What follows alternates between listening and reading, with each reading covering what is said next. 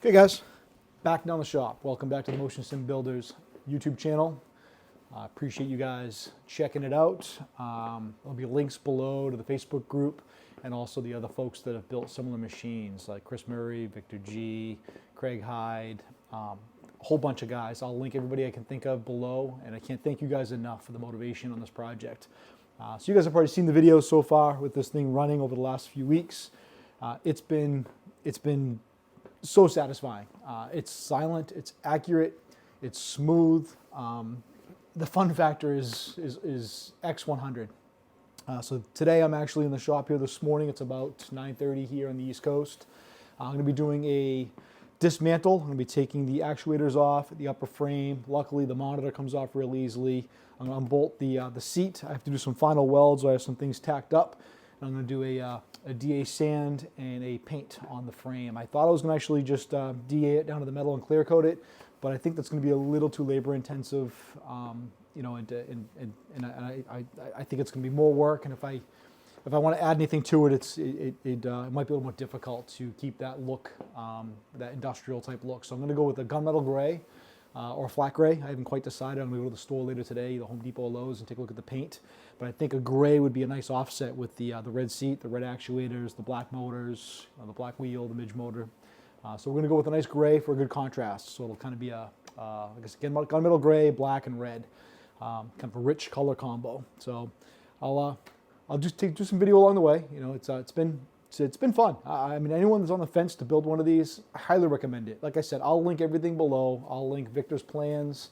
You know, check out my channel for other videos and information. I've got a ton of video on how to build the actuators I'm going to be releasing.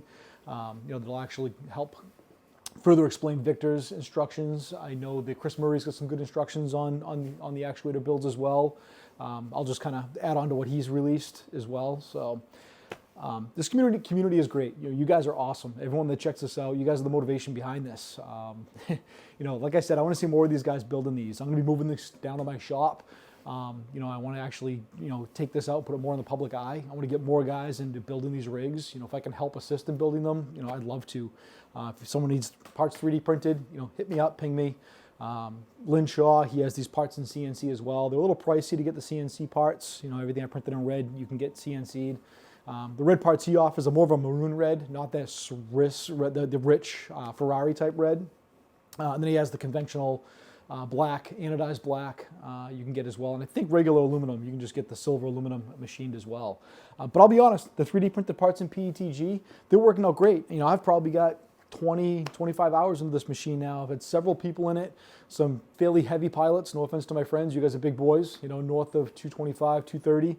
You know, tall guys, you know, Brian himself is 6'3", 6'4". The rig just handles it. It's smooth, it's quiet. Like I'm really kind of shocked at how well this thing does.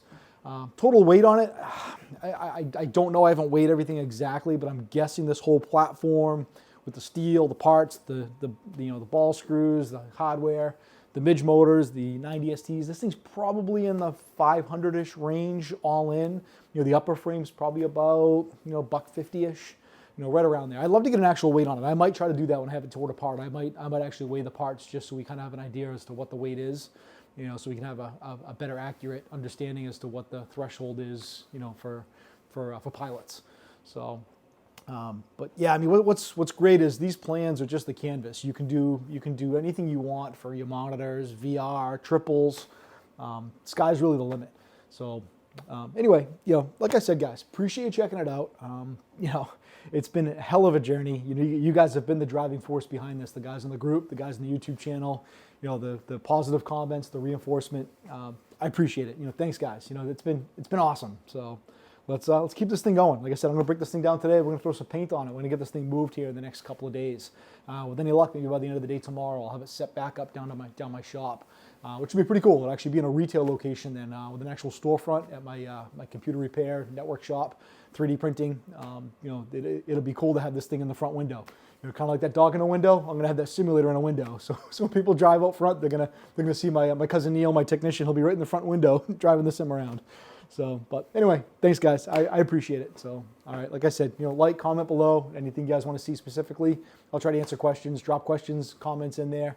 You know, give us that like, subscribe, you know, follow us. Appreciate it. You know, I'm going to share as much content as I can. Thanks guys.